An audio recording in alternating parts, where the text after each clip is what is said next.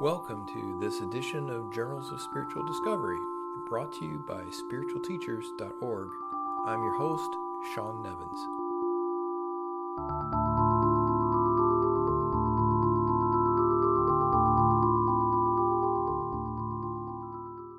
Hello, and thanks for joining me for this episode of Journals of Spiritual Discovery.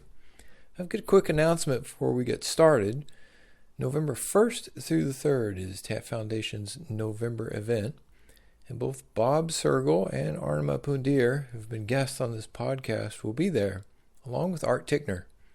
This event will feature breakout sessions in small groups with each teacher. And if you're used to events with 150 people in the room and only a handful of those get the opportunity to ask questions, this format will be a nice change of pace for you. Wherever you are, it's definitely an event worth attending.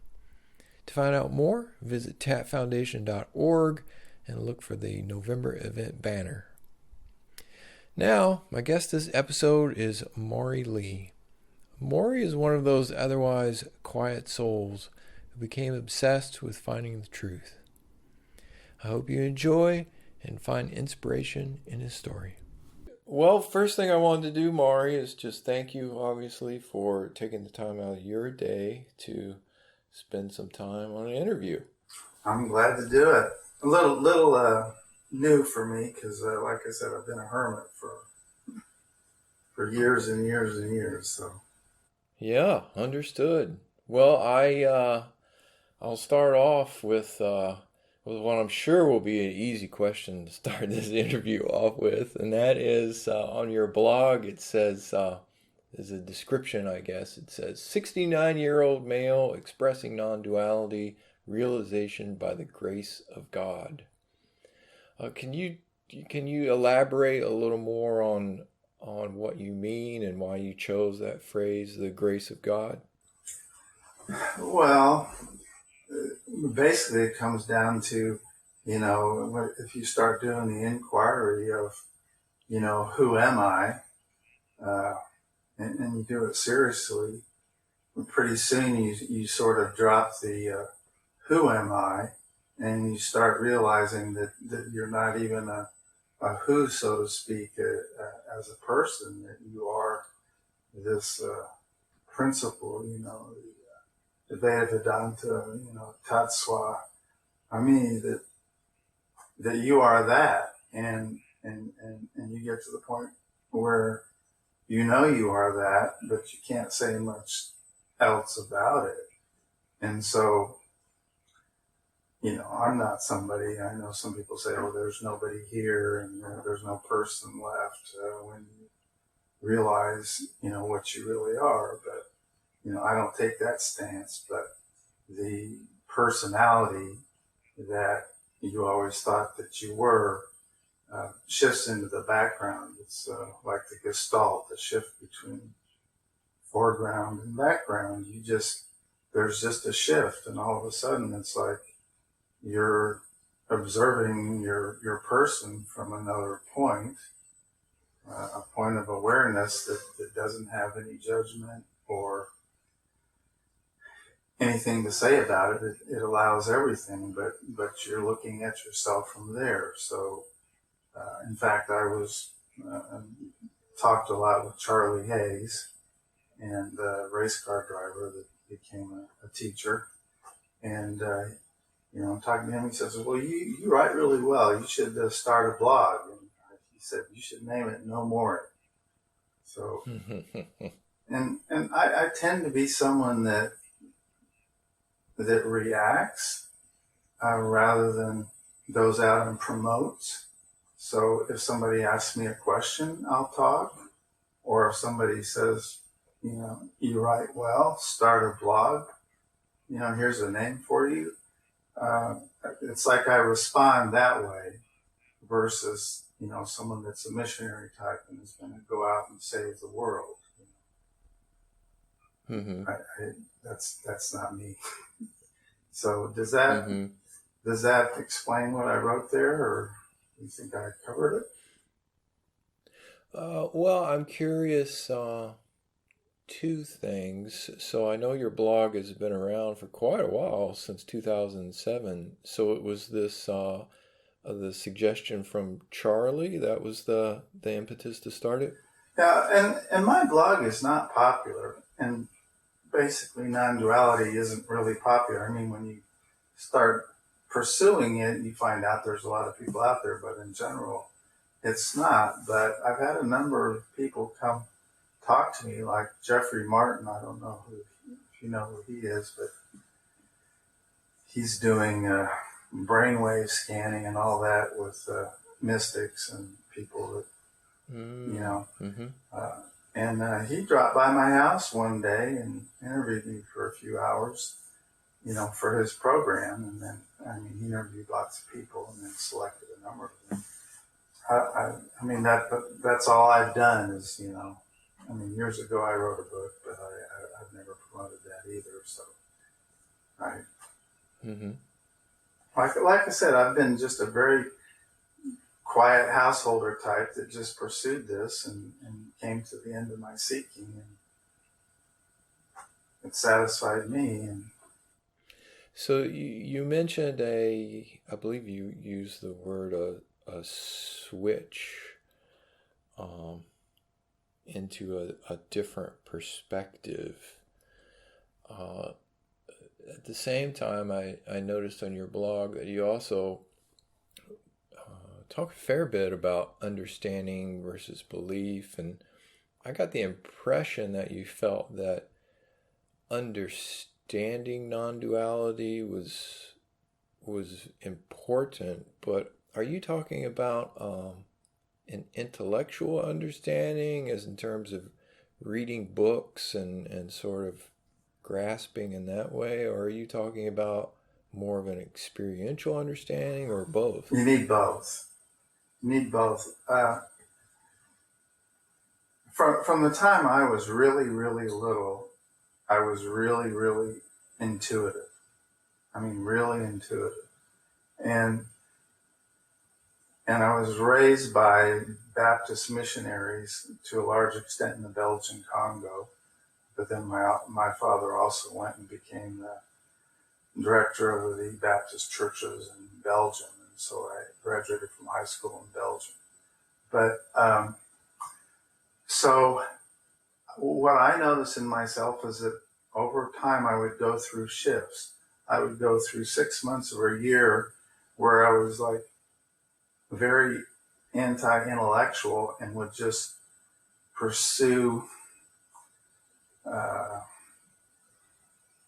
the non-linear side of my existence, or the feeling side, or the intuitive side, and would have incredible mystical experiences and kundalini stuff that was sometimes very ecstatic and very blissful. And during those times, I would get like a download, is the only way I would describe it. And it's a download that's beyond the words. But when you get into that space,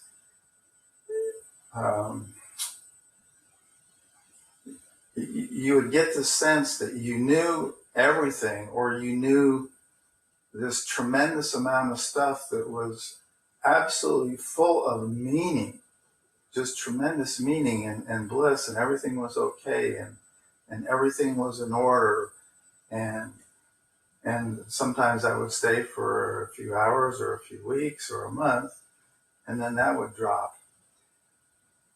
And then contrast that with, I'm also extremely intellectual, and I love abstract thinking.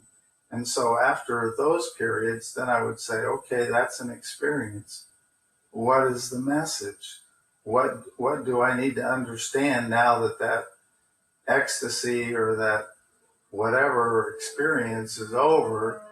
And very often there would be almost like a depression afterwards, because the intensity of the download would be, what do you call it?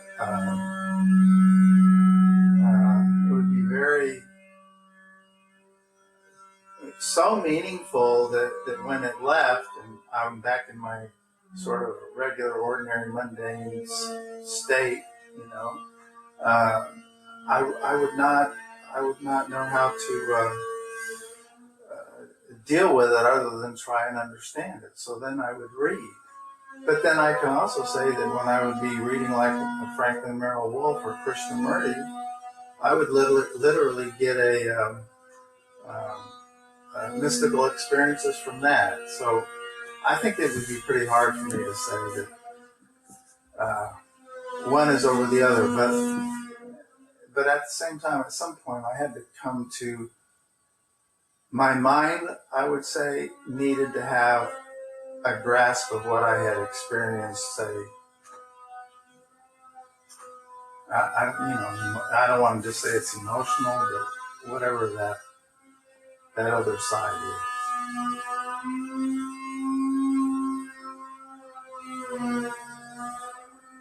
is. So I mean, you can have an experience, but you know, somehow you have to be able to communicate it, and my mind would want to understand it. And so I don't think it's enough to have an experience.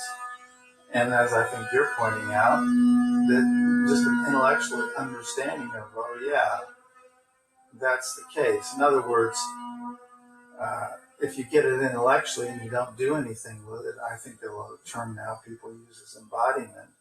It's like,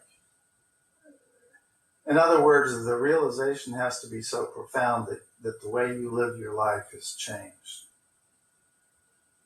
And if you just understand it intellectually and say, oh yeah, that's interesting. It's like, oh, I understand the theory of, you know, light, or EMC squared equals whatever. So you understand that. If it doesn't, you know, when it comes to realization, you have to embody it. And I think, so you realize you are that. Well, that's just the first step, you know. It's from then on, it's like, how well do you embody it? How well do you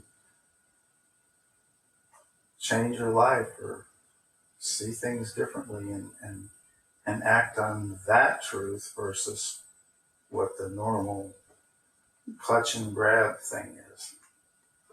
Did you have the experience of the intellectual part of yourself wanting to pick apart these mystical experiences and discount them or explain them away? No.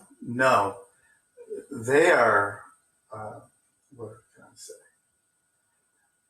The first time I had a really incredible mystical experience, afterwards, my feeling and my thinking was that there is absolutely no way that you could intellectually prove this or even question it. In other words, they come with so much authority that to even think of intellectually questioning it is ridiculous. The authority of them is like what my daughter used to like me to rub her back when she went to sleep at night. And this was years ago because she's grown and she's got her own kids and everything. But I would rub her back at night. But like I said, my search was intense.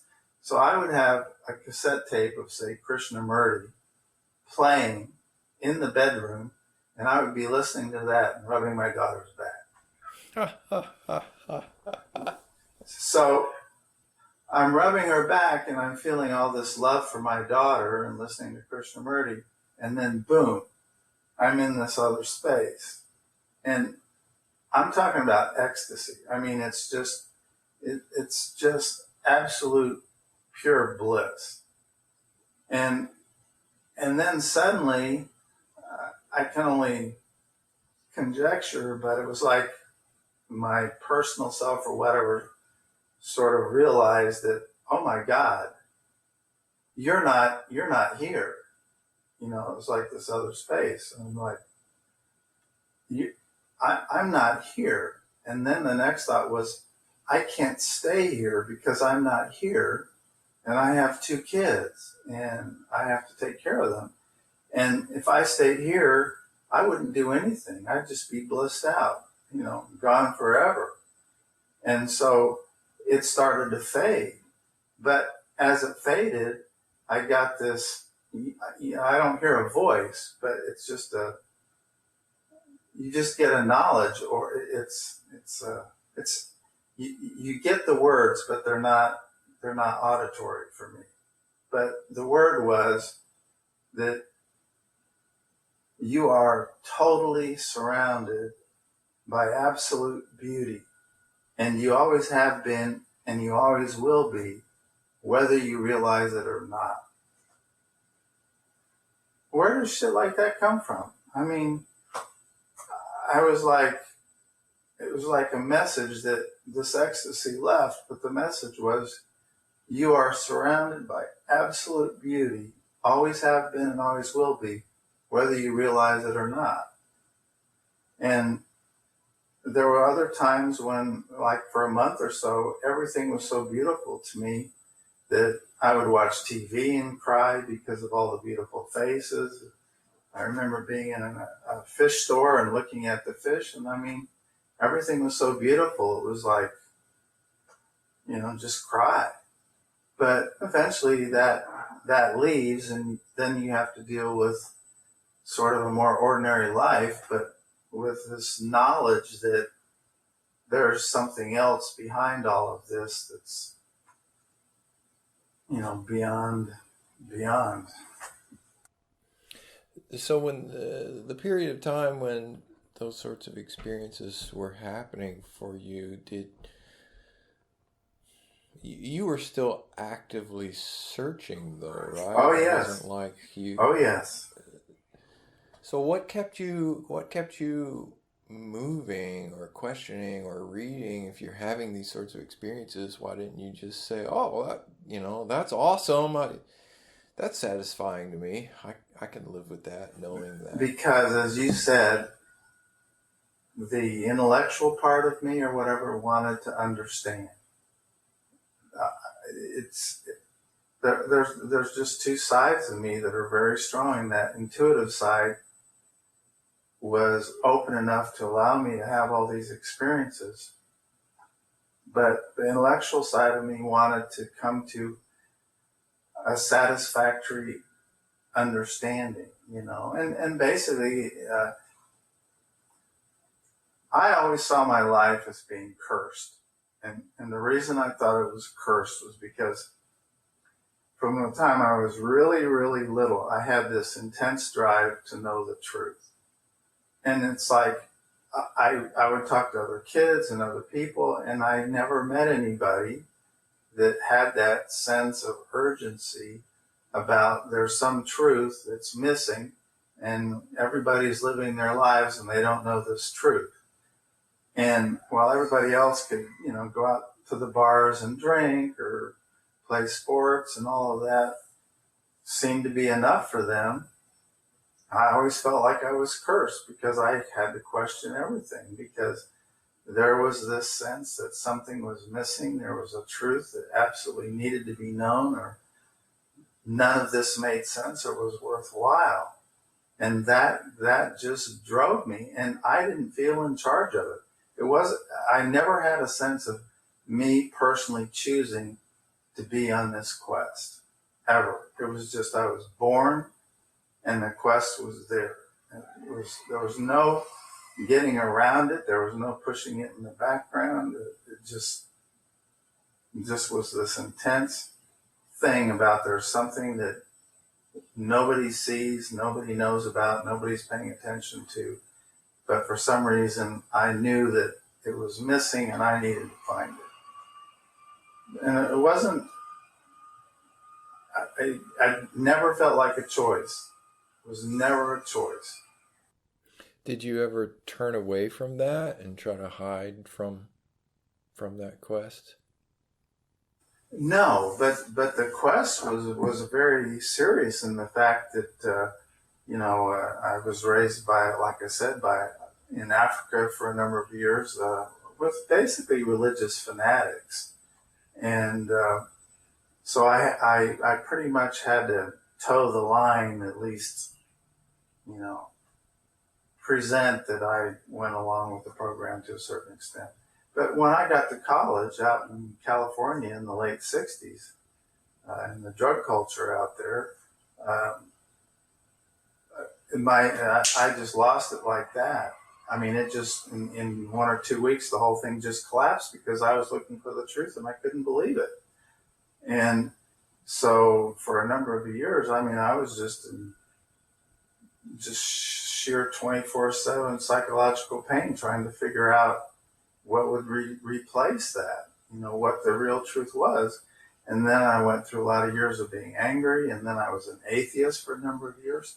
But even during the time of being a complete atheist, that search was still there. It was just, if I had to be an atheist to get to the truth, if I had to be an agnostic, whatever, I couldn't stop it. I didn't quite follow you. So you came out to California, and what was it that changed about you or dropped away when you came to California? Well, just trying to believe the Western interpretation, or the basic interpretation of Christianity that I was brought up with. I just didn't believe it. And as soon as I left home and went out to California and was away from all my relatives and anybody that would tell me how I should think or how I should feel and what I should believe, everything just collapsed. It's just gone. I say, okay, I got to start from scratch.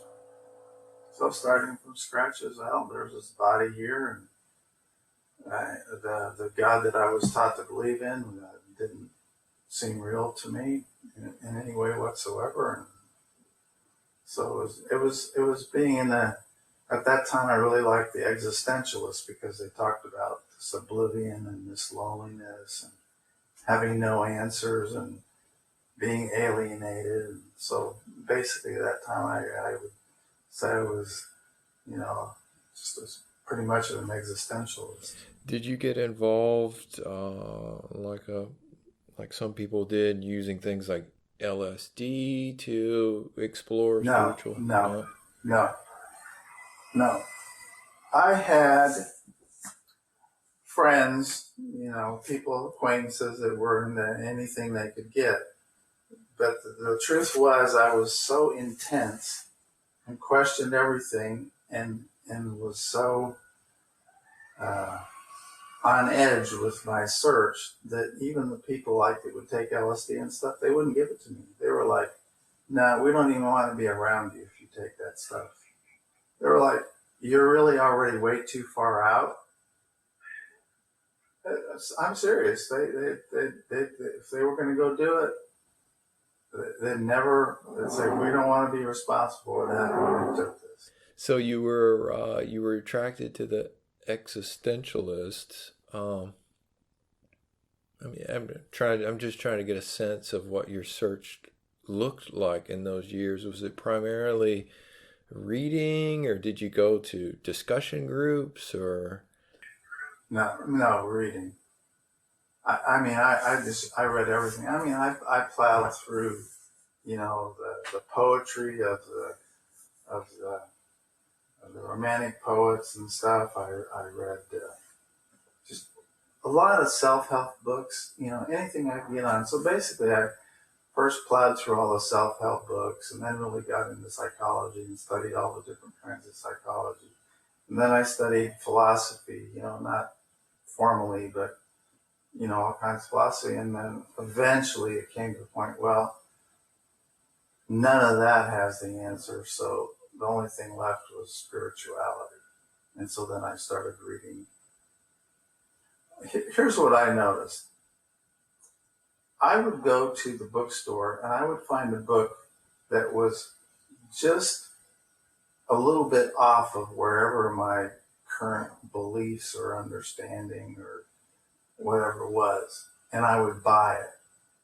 And it was like Ramana talks about, you take a thorn to remove a thorn. So basically with thinking, it's like if I was in position A, I would buy a book that would sort of accept that, but was a little had a little different take or a little expansion. So I would read that book, and I would drop the previous position and take on the new one. And I could look at myself and see what I was doing. So at some point I said, I keep reading books that will destroy my current position. And then when I take up this new position, I'll get another book that will take that apart. So I saw there's this whole deconstruction going on. It's like I'm using deeper and deeper concepts to destroy where I've gone before. And at some point during that time, I picked up Krishnamurti. And I went home, and again, I had a wife and 2 kids. I had no idea who Krishnamurti was, never heard of him. But I bought this book called You Are the World. And I started reading it. And halfway through it, I was like, okay, I know I'm going to start crying because I felt this incredible forgiveness. So I went to the other side of the house and went in the bathroom and closed the door and sat on the floor and continued to read. And then I just started crying and crying and crying. I just felt this tremendous forgiveness. And I couldn't even tell why. But Krishnamurti just literally took my head apart. He just destroyed it. And then I read everything he wrote after that. I mean, I bought every book I could find, ordered books from India that weren't even in print in the U.S. and read them. And what I was always trying to do was I was saying, I like the space he's coming from. So when I was reading him, I was trying to feel my way into the space he had to be in to write what he wrote. It's like, where is he? What is the space he is in that he can write this? And he was really good, because then after that, I would like go to work and I would look at people and I would say, okay, take the position that you have no idea what a person is and start from scratch. It's something that moves. It's something that talks. And so it was basically reconstructing from not knowing anything, having no objective idea of who a person was or what a thing was. And it was really Krishnamurti that sort of started all these mystical experiences. About how old were you at that time? Late 20s. Now, you've described yourself as a hermit, yet you went to college, you got married, you had kids, you had a career, right? So it's not like you were in the woods. So, right. So let me correct that. What I meant was that I didn't socialize any more than I had to. In other words, every minute I had, like I would stay up all night reading. You know, I'd go to work, take care of my kids, and stay up, till 1, 2, 3 in the morning, or get up in the middle of the night and read Krishnamurti or Richard Rose or, whoever I was finding helpful or would help clarify or give me another, experience that opened me up to those levels. So, not a hermit in the woods, no, but a hermit in the sense that I didn't go to parties, I didn't join groups, I didn't, I just had this pursuit.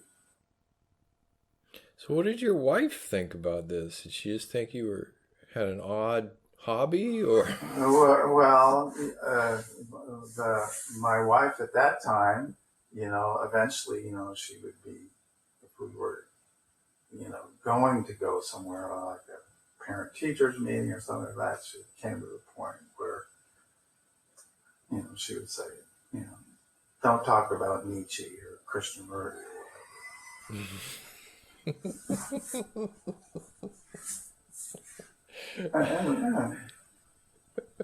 Because everything I was talking about and reading about was not, people would just think it was very odd. So right. it was an issue. Right. Yeah. Yeah. Did she know going into the relationship when you first met her? Like, did she know what you were really passionate about, or did she share that at all? I think she was really a rebel at heart, Hmm. but she would, and so she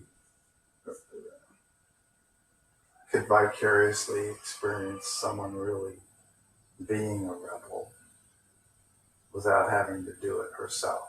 And I got to give her credit. I think she really was, but she just couldn't do it, and she didn't have that curse of the pursuit, that just had to be done. And I mean, we end up divorced because the relationship didn't seem honest to me anymore. So, Mm-hmm.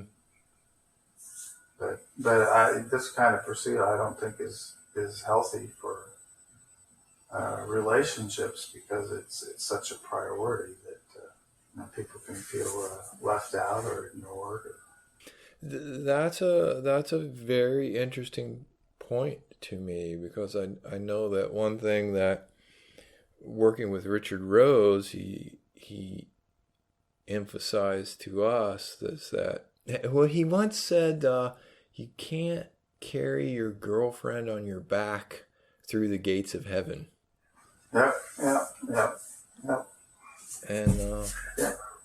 yeah, I well, I was just going to say, I get that, yet at the same time, that I think that's a very difficult message, and a lot of people disagree with it because they feel like you should be able to have a relationship and be successful in your work, and because there should be balance to all these things. And then if you get too far into the spiritual search, it's like you're hiding from life. You get those sorts of accusations.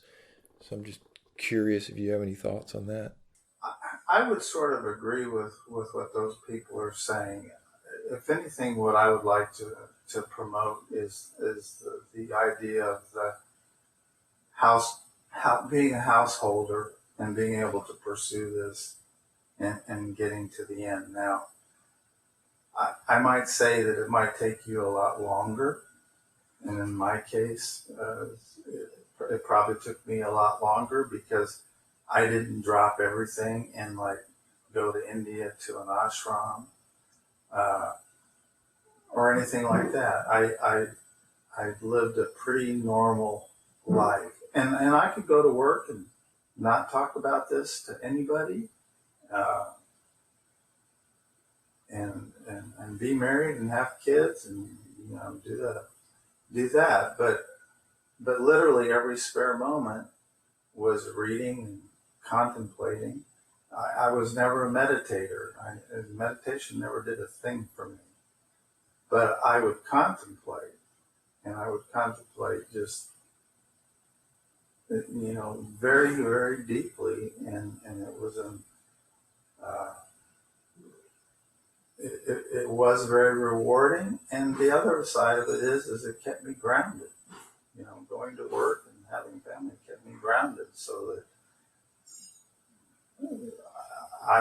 and that's one of the things that I disagreed with Rose on. I mean, I read as many this is years ago, but I read, the Albagon papers. How do you pronounce that? Albigen? Yeah, I read those and pretty much read everything I could find that Rose wrote, and I read some of the books that other of the students wrote. I think there's one or two of them, and but I disagreed with Rose where you had to drop everything and not have a girlfriend or not be married or whatever. So uh, I I would fall on the side that you probably don't have a choice.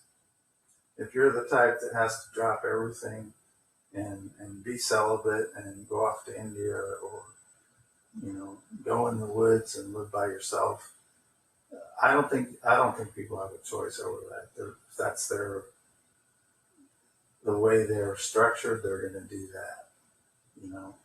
But there's quite a few people been householders and come to realize that they are that. So either way, I mean, this whole thing is infinite, so there's going to be infinite ways to realize the self, whether you remain a householder or you join an ashram, or it happens all kinds of different ways. And that's one of the things I like about TAT, is that from what I gather, people can come there and talk, and there's no, I don't see any really rigid like belief system that you have to have discovered this, say, by reading Richard Rose or by following this methodology. I think from what I've seen, you guys have people that talk that have come about this discovery in lots of different ways. And there's other organizations that know you have to have come to this via this method. It is unique in that way. There's a great variety of teachers available. And at the same time, while that's a strength, I also think occasionally that's a bit of a weakness, because people do, if you have a clear-cut path or a teacher or a teaching, and you say, well, this is the way that it's done, this is what you do, there's a certain attraction to that. Absolutely, I agree, but then there's people like me that the ministers that I was around, they would get up in the pulpit and they would preach as if they knew, right? That I know this is the way it is, and it wasn't believable to me, and so I didn't end up disrespecting all authority. But I came up with a real skepticism of, some people in authority know what they're talking about, and a lot of them don't. And so I didn't like structured, organized religion of any kind, and I didn't join any because I always felt like, as soon as I got into a structure, you get into bureaucracy, and there's going to be some limits on what you can explore. Or there'll be somebody saying, no, that's not the way you do this. And I was all for freedom. And I was like, I don't care what the method is. I don't care, what the structure is. If at any time I say, no, my road goes this way, I think it's over here, I wasn't going to abide by any structure whatsoever. I mean, it was very, so it's like I would read anyone and everyone, and either it resonated and rang true or it didn't. But the only group I ever was in and stayed in for a long time was a Gestalt group that ran in Kansas City for years. And it was very, very intense. I mean, it was dream work and just very, very intense. And Gestalt work is not analytical, it's very experiential. And so I worked on my dreams a lot, and that will bring up, you've got a lot of repressed stuff, doing dream work will get it out. Yeah, I'm glad you mentioned that, because I wanted to ask you about, you mentioned primal therapy and Gestalt therapy, both on your blog. And Michael Cassari had actually briefly mentioned primal therapy when I interviewed him. So that was, obviously, since you mentioned both of those, you felt like they were an important part of your path? I would say they're absolutely critical. The guy I went to did not have a license to practice psychology or anything anyway. He'd been, I think, Presbyterian minister for a number of years, but he was very, very radical, and basically the church kicked him out. and he became very depressed. And so he got into therapy, and he got into Gestalt therapy, and then he learned that, and he just started his own group. And he was a completely wild man, and he was willing to let anybody that came to him totally risk the dissolution and complete disruption of their personality and their whole life to get to the truth of who they were. And I love that about him. And the first time I went to one of his groups, and we would sort of have to say where we were that day to become present. And so I did my little opening thing. And the first thing that he ever said to me is, he said, "There's nothing wrong with you that killing 100 people wouldn't cure." And I absolutely loved it, because right from the get-go, he could see how angry I was. And I thought, my God, this guy is perceptive. Now, the other side, and this ties into you were saying intellectual versus experience. I was so against analysis or having anybody analyze me and label me that I specifically chose to go into Gestalt work, because it wasn't analytical, because it was experiential. And what I wanted was to get at the pain and all the repressed stuff that I was carrying. And so all the initial work I did, I didn't even want to come and even try and present something I wanted to work on, because that was like a personal choice or an intellectual choice. So I thought, well, my dreams are coming out of my unconscious, and I'm not consciously controlling those. So if I work on my dreams, I'm dealing with whatever is down there. So I would literally, when I dreamt, I would record my dreams, and I would go over them just before I went to group. And I would literally work on my dreams. And the symbols carry all kinds of projections and repressed stuff. And it got very intense. And then, so I was doing that. And during that time, I happened to cross the book, The Primal Scream. So I'm reading it over the weekend.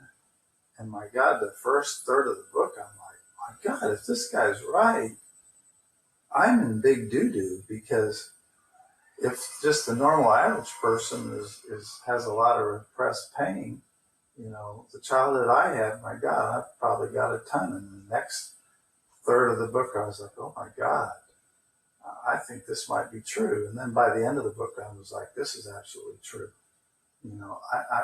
I've got to feel this pain, because there's no way around it.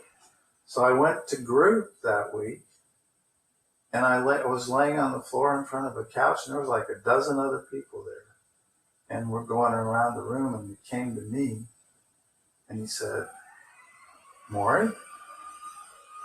And I just said, "Leave me alone."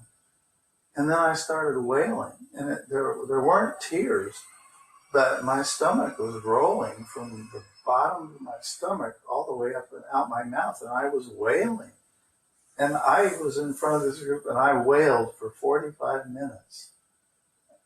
Just a solid 45 minutes of just wailing with my gut rolling. And I recall the therapist in the middle of it, he said, "That's the pain the human race is afraid to feel." And the pain was that when I was a child, because I had to toe the line, and all these Christian fanatics had how you should think and how you should feel. So I was never left alone to feel my own feelings and think my own thoughts without somebody trying to stop it or repress it or tell me they were wrong. And that was a very, very deep, call it a primal pain. And because that was a safe group and any emotion was allowed, it just came out. And after that, anytime I smelled something or saw something that reminded me of something in my childhood that was painful, I would start getting this huge pressure at the back of my head and the top of my neck. And I knew I had to get home because something was coming out. And so I'd go home to my apartment and lay down and cry or scream or yell or whatever and just feel that pain. So that's the experiential side. But through all that, there was another side that wanted to understand. So that's why I mentioned a lot about understanding. But actually, then the understanding becomes very simple: is that you are that. So that's what stopped the search, is when that understanding was clear. I'm assuming that you had some sort of intuitive sense that the Gestalt therapy, I mean, something drove you to look for that, or you read a book that resonated with you. Oh yeah, it's like I said, I did all the self-help stuff, and when I came across Fritz Perls and Gestalt therapy, I decided, in my late 20s, that I was messed up. I mean, I was absolutely certain that there was something wrong with me, and that I was messed up, and that I needed to clean that up. And so I said, what kind of psychology do you want? I didn't want to be analyzed. Because analysis can go on for years, and like you were pointing out, it's very intellectual. And I was like, I'm not going to go to somebody to give me, a label or several labels and try and analyze it. So I read Fritz Perls, and I was like, okay, this is totally experiential. I was fascinated with it, and it wasn't analytical. So I said, okay, I can go to Gestalt group. So then I went and I looked for a Gestalt therapist. And I found this guy, and he was perfect for me. But even then, I wanted to be absolutely certain that I was just dealing with my own unconscious stuff, not anything that I could analyze or figure out, but just what was really there. So that's why I went to Gestalt. I mean, I picked Gestalt because it wasn't analytical. How long did you do that? On and off for about 10 years. Mm-hmm. And I know, at least I have the feeling that a lot of people hope or suspect or act as if they just stick to the non-dual writings, if they just stick with reading Ramana Maharshi and meditating in Nisargadatta, that you don't really have to deal with that stuff. That's bullshit. I think that's bullshit. Because if you study Advaita Vedanta, what's the whole purpose of meditation? It's to quiet the mind. Because they say you're not going to get the realization that you are that if you don't have a quiet, subtle mind. Okay, so some people can do that through meditation. I was so full of pain that the only way I was going to get cleared up was to feel it. And the work that a Gestalt therapist does is you come and you present your block, or their purpose is to see where you're blocked, where you're blocking yourself. And then they push on you because you can't do it yourself. They push on you to go through the block. And once that block is pushed over, all this crap comes out. And I was full of crap, all kinds of pain and all this. And that's exactly what interferes with having a quiet, subtle mind. If you're sitting on a whole bunch of pain and it's unconscious or repressed, what are you going to do? You're going to project. And if you're projecting, you're not seeing the truth. So I can tell you, I got an extremely quiet mind from that Gestalt work. And then the primal stuff that followed. I mean, it just cleaned it out. And after that, my mind was really quiet. I mean, it just stopped. I mean, the racing mind and all that was gone. And I never needed to meditate to do that. And yet, then, once I had gone through all that and all that was out of the way, well, then I could read Nisargadatta and go, oh my God, I understand what he's saying. I mean, I spent a year in my mid-40s. I took 5 years off and just stayed home. I had one of my kids was with me. And I worked on this old house during one day, and then the next day I would just study Nisargadatta all day. And the next day I'd work on the house, and the next day I'd study Nisargadatta. And I stayed home for 5 years. That's part of my being a hermit right there. I was in the middle of the inner city in a rundown house that was the only thing I had to live in. So I was, totally redoing it and just take my son to school every day, stay home and work on the house or study. So no, I don't think that you need to just read non-dual books and do meditation. That's the only way. I totally disagree with that. At what point in time, or how old were you as you, well, I don't know how to say it, but got to the end of your search, or the switch flipped? Maybe that's the right words to use. Well, that's really interesting, because when I look at myself, I see a real paradox. And the paradox was that, okay, I was on this search, but for some reason I had this intuition. I could pick up a book and start reading it. I'd say, okay, this guy's got it, I'm going to read him. Or I'd pick up any other book and go, this guy claims to have it, but he doesn't, right? So why in the hell am I still searching if some part of me already knows who's got it and who doesn't? Now, that's a paradox. I mean, even now, it seems really strange to me that, so what that sort of points to is like some part of me knew, but it's like another part didn't know that I knew. It's just very paradoxical. I can look at that and say, how arrogant that you're on this search, but somehow you pick up a book and you say, yeah, this guy's got it and this guy doesn't, so I need to study this one because he's got it. So, I mean, that supports the thing that we all are that, and deep down inside somehow we know it. But personally or intellectually, we don't. And so that's sort of weird. So, and when I look back at some of the stuff I wrote, 20 years ago, it's like, it sure seems like you knew this then, but you just didn't know that you knew it.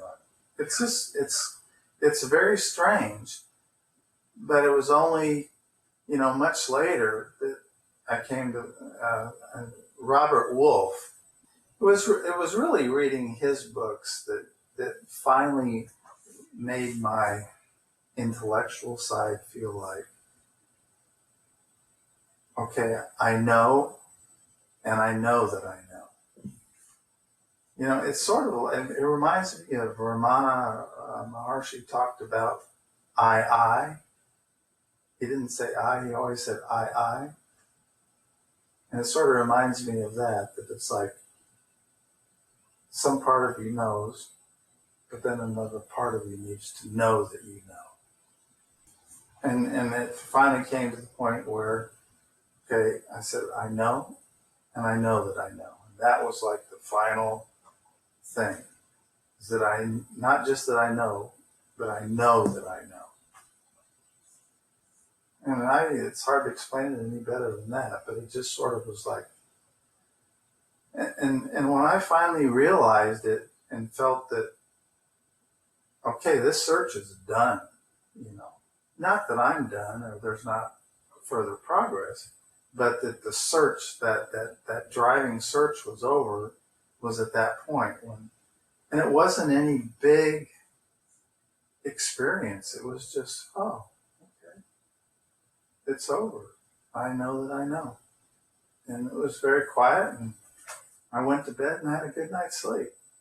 And I think that the good point here is a lot of people are searching for some particular experience that they're going to have. They don't know what it is, but they think when they have it, that experience will be it, and it will be so strong that they'll know it. They'll be enlightened or whatever. And I don't think it always happens that way. Yeah, that's very interesting to me. I, you and I are different, I think, in the respect that I felt myself to be very intellectual but not very intuitive.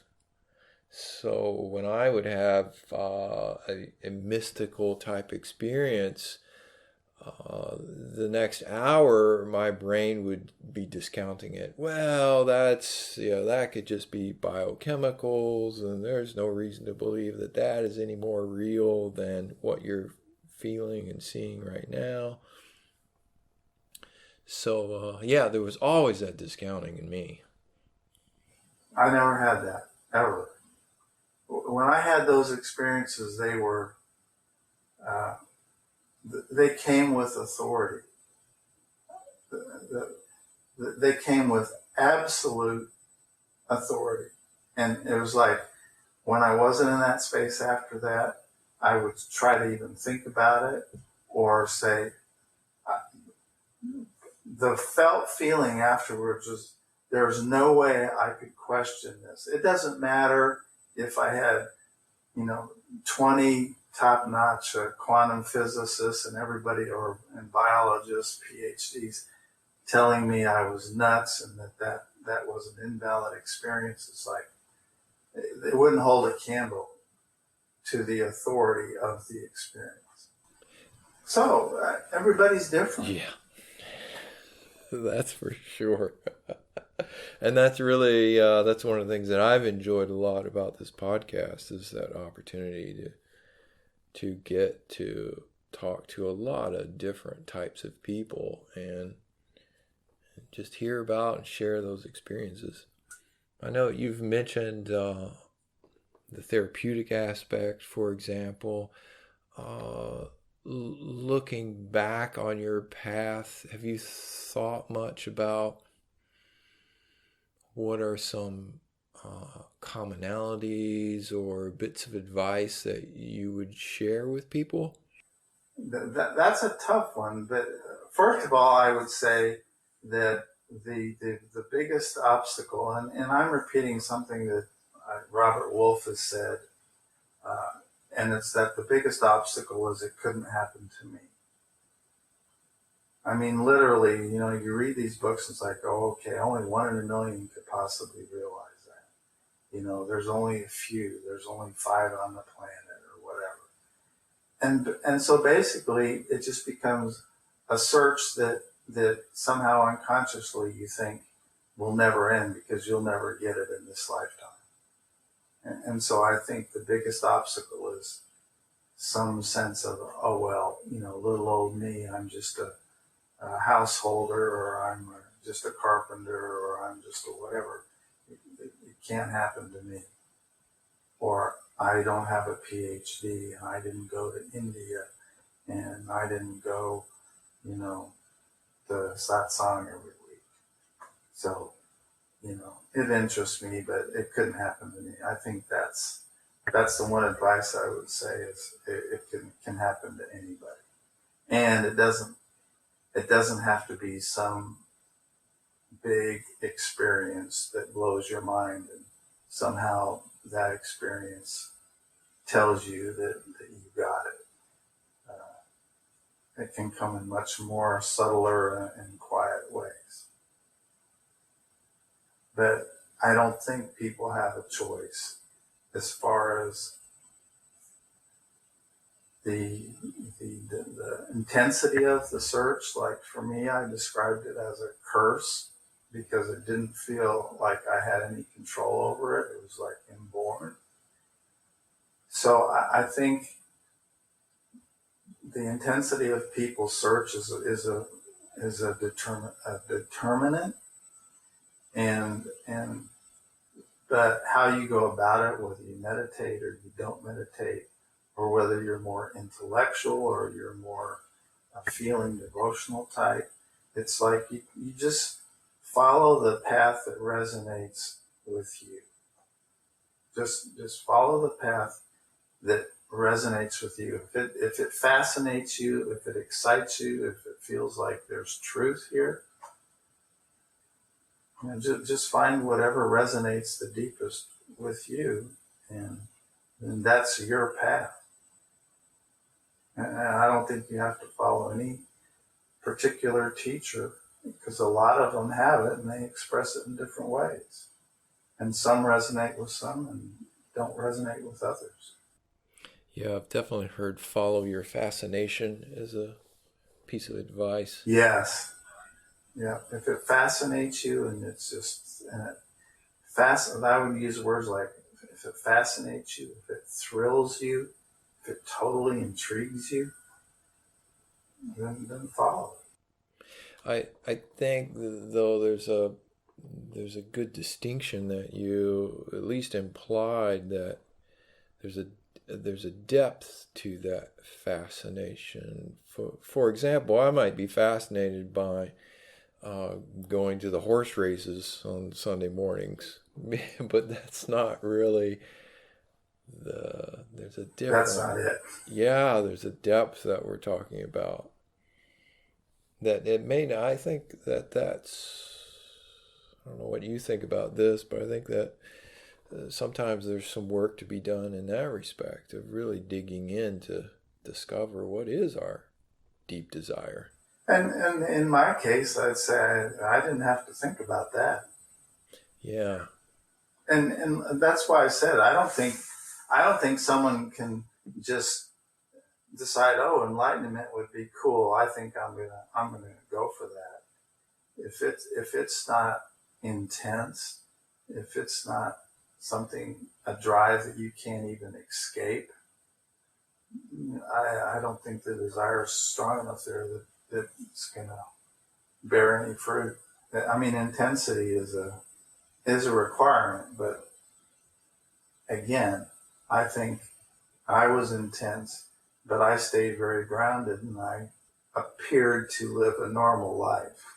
And how does your life manifest these days? Like, what are you keeping yourself busy with? Well, I spend a lot of time watching videos on Backgap. Yeah. And they just absolutely entertain me. And it's like, I'm not searching anymore, but because this is such a profound knowing, it's just absolutely entertaining to me to watch how other people express it, or how they came to this understanding. And like, for fun, like, how many people would say for fun they read the philosophy, what Franklin Merrill's book, The Philosophy of Consciousness Without an Object? Not many would read that for fun. and so I just reread it recently because I'd read it in my 20s. And I just wanted to say, well, after all these years, how does that resonate with me now? Well, it just felt wonderful. So I'm retired, and I live way below my means. I don't have any expensive hobbies. And so I just spend my time reading and gardening and taking care of the hummingbirds and, talking to my son when he calls.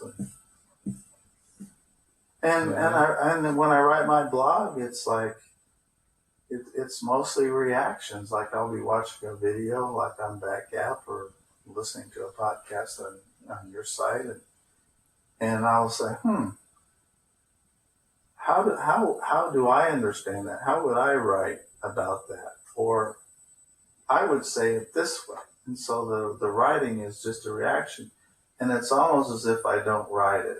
I mean, it just sort of comes to me, and I'll write it in like 5 minutes and edit it a little bit. But if I feel like I am writing it as a person, then I don't put it out there because it doesn't feel true. But if it just sort of comes to me, or it feels like it was just sort of given to me, then it feels right, and I'll put it on the blog. Are you open to people contacting you if people listen to this? Oh, yeah. If they listen to it, they want to contact me, I'd be glad to respond. Great. So, and that's the only way I would do it, because, like I said, I don't have an agenda. Mm-hmm. It's like I just discovered this for myself, and and doesn't make life perfect, but it ends the search, and it gives you a tremendous amount of peace. But I've never been one to say, "Oh, I've got this, and everybody needs to know what I know, and so here's my shingle, and this is what y'all need to know." I'm more, if someone asked me something, I would respond. Or like you said, you want to interview, so I'm like, okay, I've never done that before, but I'll do that. Mm-hmm. But it's because I really feel like if I'm supposed to do something, it'll happen. That I don't have to do anything personally, really. I mean, it's not a feeling that I personally have to do something. It's just I respond. Do you feel like there's been any in the years since the switch flipped? Do you feel like there's been an evolution to that experience or the embodiment of it? What's been your experience of that? I think that's a start in a way. It's the end of the search, but then starts the how do you live this, or what difference does it make that you know this, and trying to live it. And I don't think that's easy, because we all have this conditioning, and there's still a person here. It's like, I don't feel like that's who I am, but the person is here, and it's an expression of that. And it's still got habits, things it likes more than others. So the realization to me is just the beginning. And then how do you relate to people? And how does that, am I living up to what I know or not? And half the time I don't. This idea of enlightenment is some kind of a perfection where you can do no wrong and you're walking around in bliss with your eyes looking all glazed over is not, I don't think that's helpful. I mean, they talk about, before enlightenment, chop wood, carry water, after enlightenment, chop wood, carry water. Or they say, well, it's perfectly ordinary. Well, in a way, that's just absolutely true. It's like you have this different perspective, and you have this background of peace or space, but on the surface, there's still all the crap to deal with. And just because you know it doesn't mean everything just slides into place. And now I don't plan much, and I have to be careful because I don't try to live in the moment, but I am so in the moment that I have to be really sure that whatever I'm doing, I finish that before I move on to the next thing. Because if I start anything and move on to the next thing, I'm so in the moment with the next thing that if I've left a pot on the stove, I'm going to burn the house down. I mean, it's just that way. I'm just, whatever I'm doing is the only thing I'm doing. I'm never doing one thing and my mind is wandering and thinking about other things. It's like here. Mm-hmm. And that's a problem, because planning or anything like that is just very difficult, because nothing is important except the moment. If I go out and turn on the water to water the yard, I almost have to put it in my phone, an alarm or something, because if I start doing anything else, that's it, I'm there. Everything else is gone.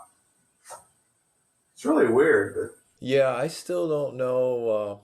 I understand completely the idea of being driven and finding a resolution to that drive, but I still am up in the air in terms of what does that realization or enlightenment, experience the absolute, what does that mean in terms of practical daily life in this world that we're in? Is the whole planet headed towards enlightenment? Are we evolving into more and more spiritual beings? I don't have the slightest idea. Well, a lot of people seem to be saying that this understanding, or the ease of getting this understanding, is becoming a lot more prevalent. But I don't know. I mean, why did I read all those books? Because the average person that I was around, there was almost nobody I could talk to about this. So the only place I could find what resonated with me was in books like Richard Rose and Nisargadatta or Ramana Maharshi or David Hawkins or, the Bhagavad Gita. So, but now that there is the internet, this stuff is a lot more available. And when you started and I started, it wasn't. So it was a lot harder. I don't have any sense of, I've realized something and so now I'm going to go save the world. I mean, I really have the sense that, God is in charge, or whatever you want to call that, is in charge, and everything is ultimately okay, whatever happens. But we are people and we are on this planet. And, me personally, it's like I've worn nothing but clothes from thrift stores for the last 30 years or more. Everything. I buy all my clothes at the thrift store. If I need something, I'll buy it at the thrift store first. Not because I can't afford it. I drive a 20-year-old car and I could go out tomorrow and buy a new car. But it's like it's better for the planet if I don't buy new clothes and a new car every 3 years. It's better for the planet if I live simply, and I don't really need much. I don't need entertainment. People cannot distinguish between what they need and what they want, especially Americans. Everybody thinks that whatever they want, they need. It's insane. Yeah, I don't know what the world would look like if everyone had a profound spiritual realization. We might all accidentally burn down our houses because we are leaving the pots on the stoves. But I don't think we have to worry about that anytime soon. No. So, I don't, is what we're doing to the earth terrible? Yes. But I'm totally convinced that consciousness changes one person at a time, and consciousness changes very slowly.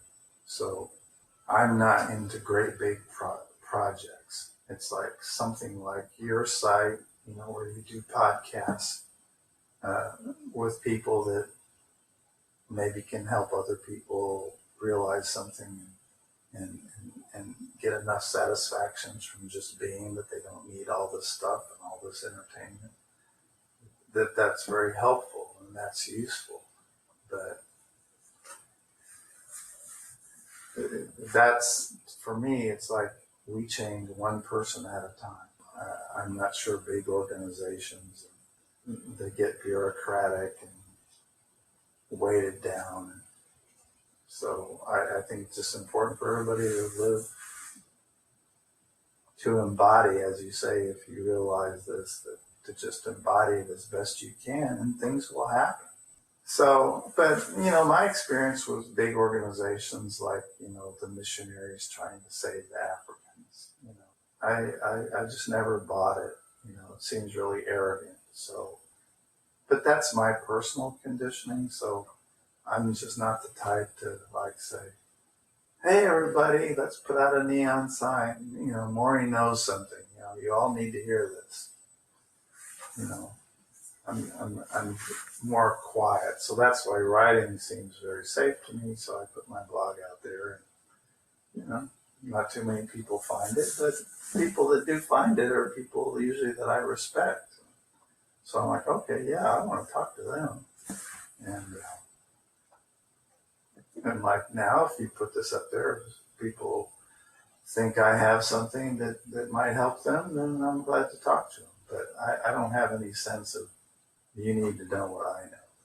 I mean, it's just all in God's hands, not anyone else's. Well, I will be sure to link to your blog. And then just by way of wrap up, a couple questions I often like to ask people. Are there any films that you are particularly attracted to in terms of you feel like express some spiritual truths? That's a hard one for me to answer. The one film that really has always struck me is Casablanca. Oh, interesting. And I don't know that most people would consider that a spiritual film, but for me, what it is that someone, stood up alone against, the system, like the Nazis or whatever. Somebody stood up and said, no, this isn't right. I'll tell you what. Speaking of film, I'll tell you. I'll brag a little bit. Mm-hmm. But when I was writing a book a long time ago, I would put chapters up on a site that Francis Ford Coppola has. I don't know if it's still up. I think it is, but it was called Zoetrope. And basically, Francis Ford Coppola was trying to gather writers together, and where he would get the first chance to see their short stories. And so he could grab one if he thought he could make a film out of it and he liked it. And so I participated on that site. And at some point, he had thought that writers were all good people and they wouldn't do any shenanigans, but people started misbehaving on the site. So at one point he came on and he told everybody, he said, okay, we're going to have to put a oversight committee on this site, and if people are misbehaving, we'll run it by these people, and if they need to be kicked off or reprimanded, then this board will do it. And he said, I'm going to let everybody select, vote on who you want, but I'm gonna put one person on the board, and it was me. And he said it was because I had a really cool head. Nice story. And that happened, yeah. And it happened to me earlier.